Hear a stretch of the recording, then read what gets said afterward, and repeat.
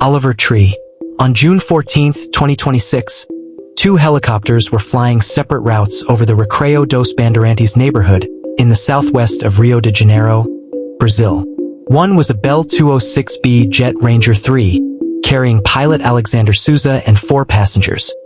A 32-year-old American singer Oliver Tree, Argentine director Lucas Vinhals, Argentine YouTuber Gasper Prim, known online as Gaspy, and Brazilian music producer Lucas Froda. The other was a privately owned Eurocopter AS-350B2, flying solo with only its pilot, Charles Marcialek, on board. The two aircraft had departed from different locations. The Bell came from Angra dos Reis. The Eurocopter had taken off from Jacarepaguá. Both had filed flight plans and departed in compliance with regulations. Neither crew knew the other was there. At 8:59 a.m., they met in the air above the grounds of an abandoned church. The collision was direct. Both aircraft came apart and fell onto the parking lot of a car dealership below, where a row of electric vehicles was parked. The impact ignited a fire that spread across the lot. Firefighters responded within minutes and extinguished the blaze. 5 bodies were recovered from inside one helicopter. A 6th was found near the second aircraft. There were no survivors. Oliver Tree had been in the middle of a major world tour spanning dozens of countries and 7 continents. He had performed in Sao Paulo on June 6th. His next scheduled concert was in Lisbon, Portugal on July 1st, but he never made it. Brazil's Aeronautical Accident Investigation Body, CENIPA, opened a formal inquiry into the cause of the collision. An investigation was ongoing at the time of writing. Kobe Bryant. On the morning of January 26, 2020, Kobe Bryant boarded a private Sikorsky S-76B helicopter at John Wayne Airport in Orange County, California. He was headed to Thousand Oaks for a youth basketball tournament at his Mamba Sports Academy. The drive would have taken 2 hours through Los Angeles traffic. By helicopter, it was 30 minutes. On board him were his 13-year-old daughter Gianna, baseball coach John Altobelli, his wife Carrie, and their 14-year-old daughter Alyssa.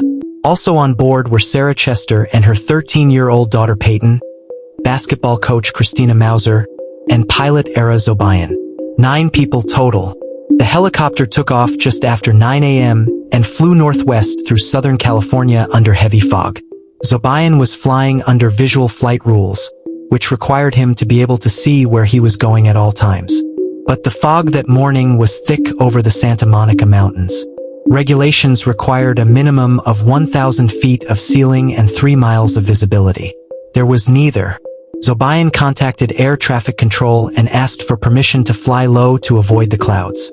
He circled over Glendale for 12 minutes waiting for clearance.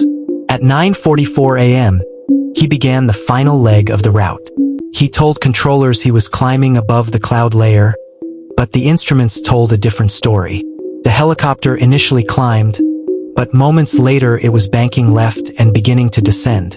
Zobayan was experiencing spatial disorientation, a condition where a pilot loses the ability to tell up from down or left from right without visual reference to the ground. He believed he was rising. Instead, he was falling. The helicopter struck a hillside in Calabasas at 9:45 a.m.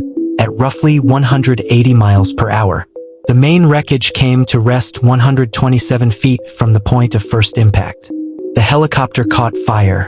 All 9 people on board died from blunt force trauma on impact.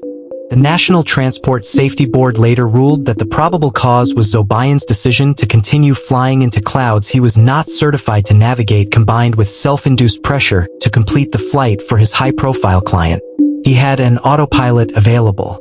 He never engaged it. The Kankala crash. On August 19, 2002, at the Russian military base of Kankala, just outside Grozny in Chechnya, an overloaded Mi-26 transport helicopter lifted off from Mozdok and began its approach toward the base. On board were 5 crew members and 142 soldiers and officers belonging to various Russian military units. The helicopter was designed to carry a maximum of 80 troops. The Second Chechen War had been grinding on for 3 years. Russian forces had suffered heavily on the ground, where Chechen fighters had proven expert at planting roadside bombs along supply routes. Soldiers increasingly refused to travel by road. The Mi-26 had become the primary way to move troops in and out of the region, and it was routinely packed well beyond its capacity. Reports later described passengers sitting on top of crates of ammunition packed into every inch of available space. At noon, as the helicopter descended toward Kankala, Chechen separatist fighters watching from the surrounding area fired a 9K-38 Igla, a Russian-made shoulder-fired heat-seeking surface-to-air missile. The missile struck one of the engines. The Mi-26, carrying nearly twice its rated load, went into an immediate uncontrolled descent and crash-landed inside the base perimeter, coming to rest in a minefield that formed part of the base's outer defenses. The helicopter burst into flames on impact. Fuel flooded the interior. The doors jammed. Only 5 crew members and 15 passengers managed to escape through a small emergency exit before the fire overwhelmed the aircraft. Soldiers who tried to flee across the surrounding ground triggered landmines. Some of the survivors who made it out of the helicopter were killed by the explosions. Of the 147 people on board, 127 died. It remains the deadliest helicopter disaster in the history of aviation. 3 Russian officers were later convicted of violating flight safety regulations by knowingly allowing the aircraft to carry more than twice its permitted number of passengers. If you'd like to see more stories like this, make sure to subscribe and feel free to drop suggestions for the next video in the comments.